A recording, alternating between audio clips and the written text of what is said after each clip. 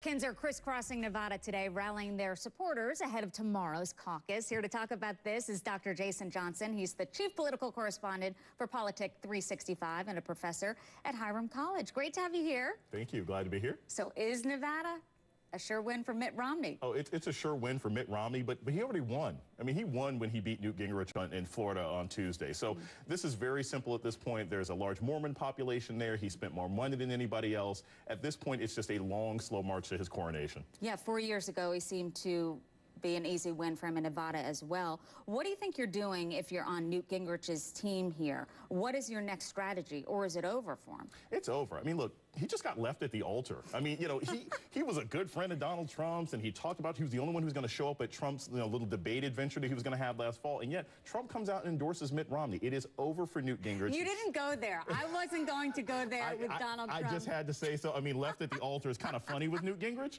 He's done that before.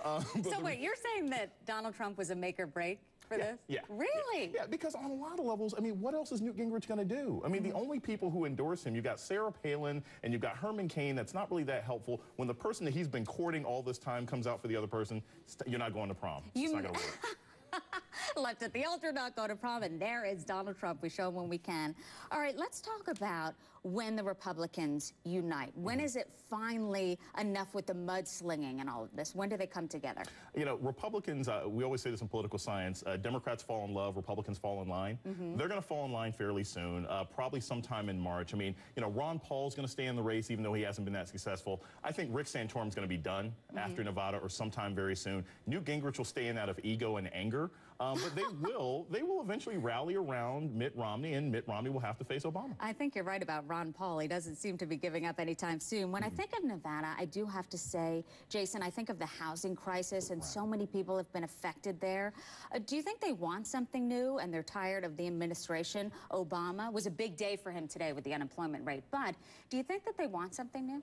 Everybody wants something new. We just don't know if we're going to be able to get it. I mean, look, Barack Obama is a very weak incumbent right now, but he's going up against a bunch of knuckleheads if you really look at it. I mean, if the Republicans can't win the presidency when you've got 8.3% unemployment and a president whose popularity has been hovering in 40%, then they just don't have a good field. And I think that's what we see happening right now. So what about tomorrow? How's the day going to play out? I think it's going to play out. Mitt Romney's going to win. He's going to dance. He's going to be really excited about it. He's going to move forward and win the rest of these caucus states. And I think one, possibly two of these other candidates is really going to have to think about dropping out. How many more times can he, quote unquote, misspeak when he talked about he doesn't care about the really rich or the really poor? Then he backtracks a little and says, oh, I'm sorry, I misspoke.